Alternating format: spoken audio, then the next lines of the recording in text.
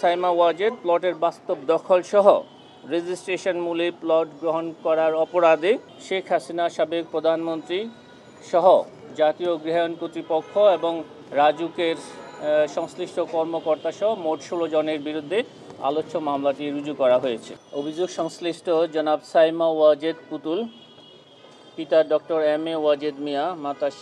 জনাব শেখ হাসিনা নিজ বা পরিবারের অন্যান্য সদস্যদের মালিকানায় ঢাকা শহরে রাজুকের এখতিয়ারাধীন এলাকায় বাড়ি বা ফ্ল্যাট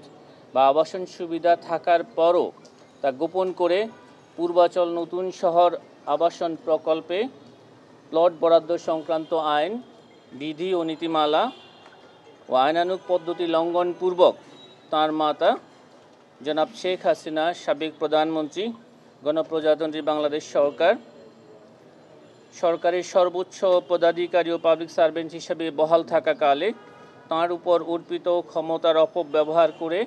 অপরাধজনক বিশ্বাসভঙ্গপূর্বক তাঁর মাধ্যমে প্রকল্পের বরাদ্দ বিষয়ক দায়িত্বপ্রাপ্ত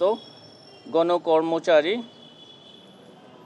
জাতীয় গৃহায়ণ ও গণপূর্ত মন্ত্রণালয়ের বিভিন্ন পর্যায়ের কর্মকর্তা, জাতীয় রাজধানী উন্নয়ন কর্তৃপক্ষ ঢাকার বিভিন্ন পর্যায়ের কর্মকর্তা সহ মোট 16 জন কর্মকর্তা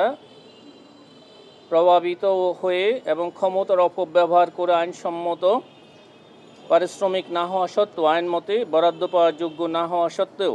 পরস্পর যোগসাজশে পূর্বাচল আবাসন প্রকল্পের 27 নং সেক্টরের 203 নং রাস্তার প্লট নং 017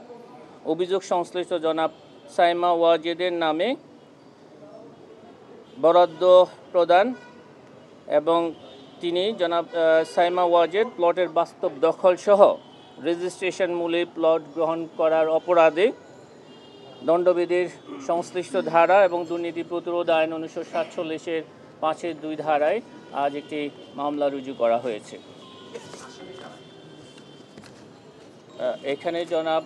সাইমা ওয়াজেদ পুতুল, জনাব শেখ হাসিনা সাবেক প্রধানমন্ত্রী সহ জাতীয় গৃহায়ণ কর্তৃপক্ষ এবং রাজুকের সংশ্লিষ্ট কর্মকর্তা সহ মোট 16 জনের বিরুদ্ধে আলোচ্য মামলাটি রুজু করা হয়েছে।